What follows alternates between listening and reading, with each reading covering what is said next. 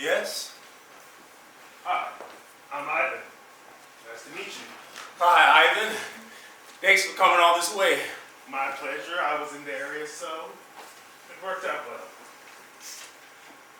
Well, have a seat. Do you drink? Whenever possible. Is beer okay? Beer's great.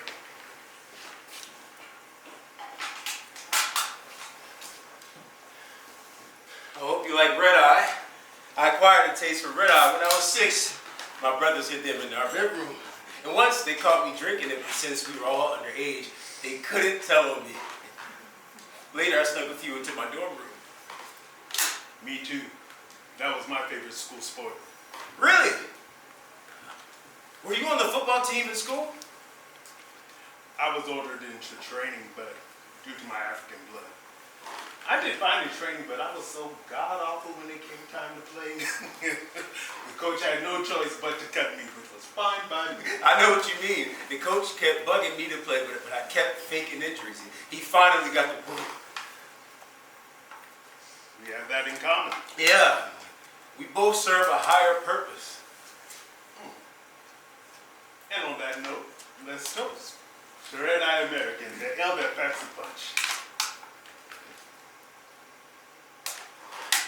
When I first saw you, I was surprised that you were Afro-Russian? Well, unfortunately, there aren't too many of us on board. Sounds like a formula for racial tension. Nothing too serious. A few casual off-color comments. But anyway, let's get down to business. We were very impressed with your application. Tell me, are you still enrolled in the British International School Ukraine? I recently graduated from BCU. Congratulations, so you're 18 years old. I just turned 18 yesterday. Your school has a highly scholastic reputation. I worked hard. And it paid off. They gave you a glowing recommendation. That's good to know. And I see here that you're also a member of the chess club. Tell me, do you play offense or defense? It varies, but pretty much I use a defensive style of play. I play offense and I never lose. And I see that you also excelled in political science. That was my major in college. Well, I plan to go to college when the war's over. Oh, that won't be a problem at all with your grade point average. Thanks. David, I'm required to ask a few personal questions. Okay. I have nothing to hide. Now, according to the records, it says you were a boarding student, but you were born and raised in Kiev, and the school is in Kiev, so I was wondering, why didn't you stay at home? When I was 8, my parents enrolled me, but they passed away a few months later. I'm sorry. The dean offered me a scholarship, said I was a gifted student, and for 10 years, I worked as a cook in the school cafeteria in exchange for my room and board. Sounds like a fair deal. That's where I met Sophia. She was waiting on tables. Girlfriend? And she's my best friend. How does Sophia feel about your decision to leave Kiev? Well, she lost her family as I did. We do what we need to do. How did you lose your family, David? That's a long story. If you'd rather not discuss it, I completely understand. No. It's okay. I don't mind speaking about my family. They just become real again somehow. I'll get us another round.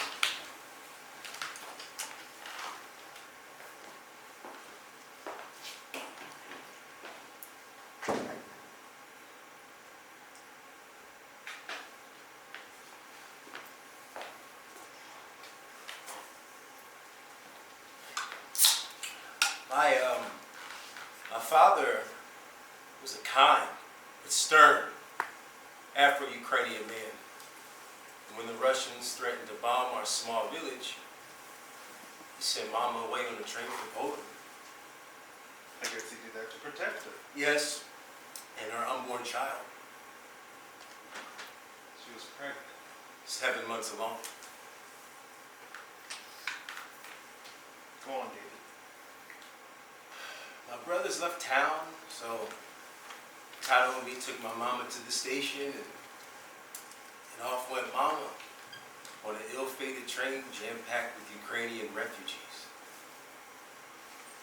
And Tato held my hand. As we walked home, neither of us spoke a word. The following day, news reported that the train had never reached Poland and derailed en route.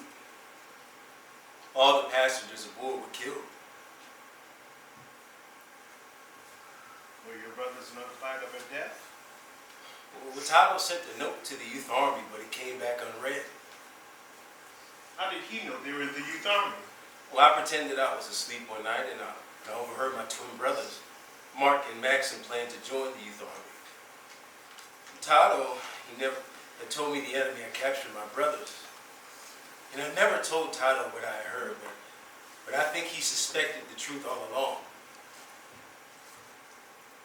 How did Tato die? Kiev was under attack. Tato hit me in the basement and told me to stay there until the war was over. When the bombing had finally ceased, I was an orphan.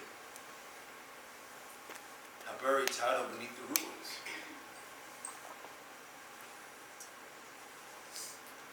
You were always wise beyond your years, little David. Mark, it's you. I saw your name on the application. That's why I came. Oh, where's Max? Is he still with you? No.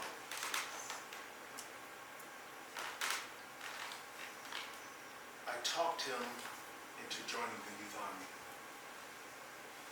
And once we arrived in Moscow, I knew I made the greatest mistake. He became sullen and withdrawn. He missed home something awful. Well, did you miss home, Mark? I did. But I became tired of being victimized, always waiting for the next bomb to drop.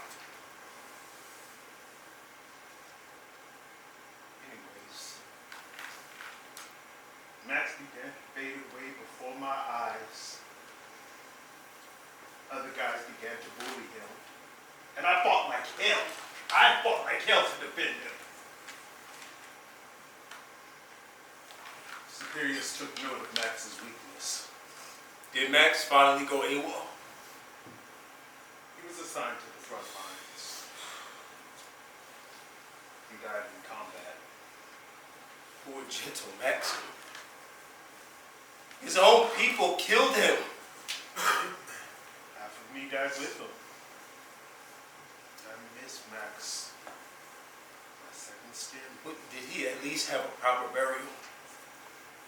I gathered his last remains in a box, mailed them to Tato. Tato received a box from Moscow with an unknown sender. Mama was convinced it was a bomb.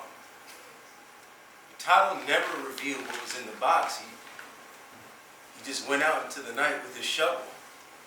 And I saw from my window he was weeping as he dug. I always hoped that my brothers would return home one day. I knew it was one of them, buried on that dark night.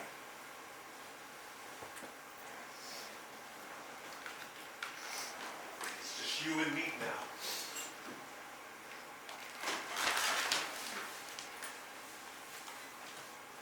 I'm glad you're here.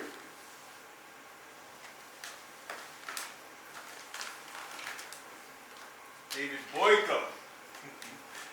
I proudly welcome you as an official member of the youth army. Come on, let's go to Moscow. Mark, I have no further business in Moscow. What do you mean?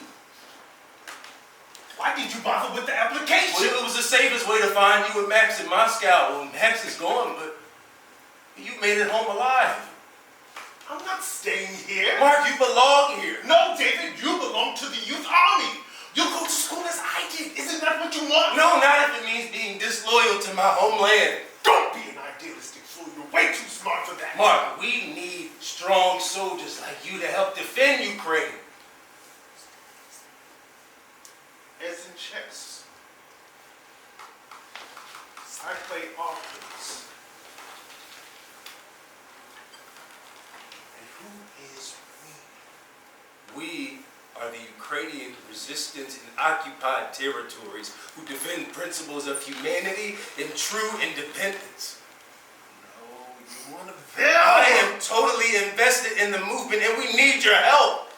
David, wouldn't you rather strike than be struck? I will stand by the right of independence for my country regardless of the consequences. And you'll die the death of a martyr. Just like that. Max would still be alive here today if you hadn't influenced him into defecting to Russia. No. It was Max's own weakness that sought to his death. We will win this war, and Ukraine will flourish under Russian rule. You're wrong, Mark. Listen to yourself. Look, they brainwashed and tortured you into this false sense of allegiance.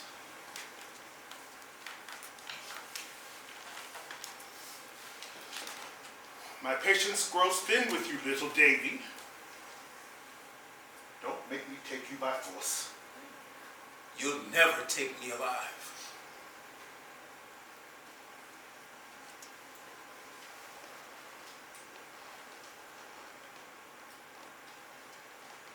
I'm armed, brother. So am I, brother. As in chess,